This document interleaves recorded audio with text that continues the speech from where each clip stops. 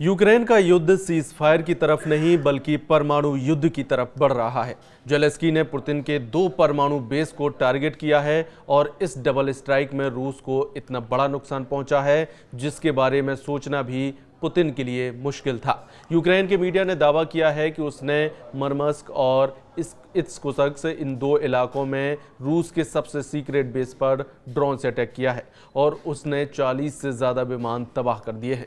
Iran हैरान करने वाली बात यह है कि इस हमले में रूस के सबसे खतरनाक बॉम्बर Tu-22 और Tu-95 भी तबाह हो गए हैं। साथ में रूस के अवाक्स यानी बड़े रडार वाला विमान A-50 भी तबाह हो गया है। उधर यूक्रेन के ड्रोन हमले पर रूस के रक्षा मंत्री का बयान सामने आया है। रूस के रक्षा मंत्रालय के मुताबिक एयरफील्ड पर किए गए सबसे बड़े हमलों को विफल किया गया है। वहीं यूक्रेन की सेना ने रूस के 2 अलग अलग बॉर्डर इलाकों में रेलवे के 2 पुलों को धमाकों से उड़ा दिया। इस हमले में 7 लोगों की मौत हो गई है और 69 लोग जख्मी बताए जा रहे हैं। यूक्रेन ने पहला धमाका बायस के इलाके में उस समय किया जब एक पैसेंजर ट्रेन गुजर रही थी। उस समय पुल गिर गया, जबकि दूसरा धमाका 4 घंटे बाद कुर्स्क क्षेत्र में किया गया। वहां एक रेलवे पुल भी धमाके से उड़ा दिया गया।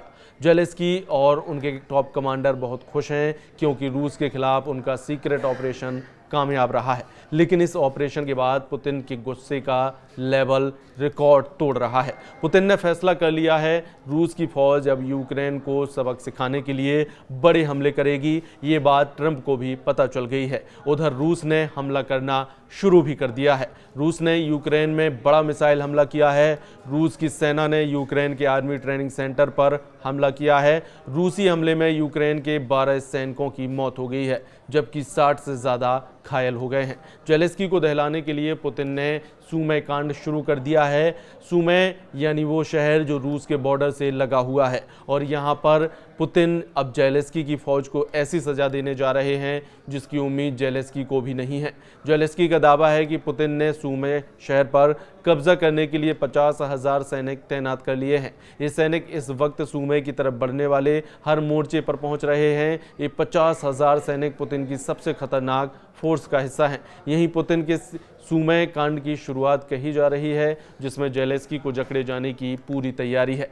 ये पुतिन का मिशन एनाकोंडा है, जिसमें यूक्रेन को फंसाने के लिए पुतिन ने जाल डाल दिया है। सवाल है कि जेलेंस्की को 1.5 लाख नए सैनिक घेरेंगे तो तस्वीर क्या होगी, क्योंकि रूस कम सैनिक होने के बावजूद यूक्रेन पर भारी पड़ा है। रूस ने 3 साल के युद्ध में यूक्रेन में जिन जिन इलाकों में कब्जा किया है, उसे लेकर दोनों तरफ हजारों नहीं लाखों सैनिकों की मौत हुई है। ये दावा तो खुद यूक्रेन की तरफ से भी किया जाता है, लेकिन जेलेंस्की को साफ लग रहा है कि नए 1.5 लाख सैनिक अगर उतरेंगे तो 4 शहरों पर मुसीबत टूट सकती है।